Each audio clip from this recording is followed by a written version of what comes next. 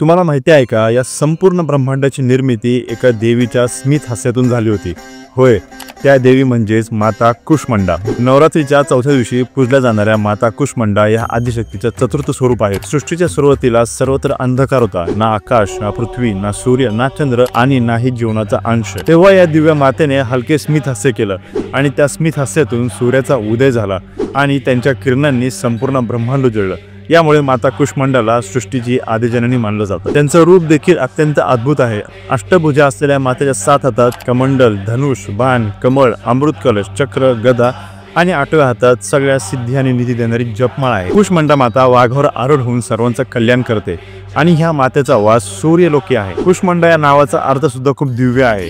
कु म्हणजे थोडं, उष्मा म्हणजे ऊर्जा आणि अंडा म्हणजे ब्रह्मांड, म्हणजे थोड्याशा ऊर्जेतून ब्रह्मांडाची निर्मिती करणारी देवी। हिंदू ग्रंथामध्ये त्यांना अन्नपूर्णा म्हणूनही वर्णिले आहे, कारण संपूर्ण सृष्टीचं पोषण करण्याची ताकद फक्त ह्या मातेकडे आहे। ज्यांनी भक्तिभावाने कुष्मांडा देवीची उपासना केली त्यांच्या आयुष्यातील रोगबाधा नाहीशा होतात, आरोग्य, संपन्नता आणि आनंद प्राप्त होतो। ही माहिती आवडल्यास व्हिडिओला लाईक करा, शेअर करा, चॅनलला सबस्क्राईब करा आणि कमेंटमध्ये जय माता दी लिहायला विसरू नका।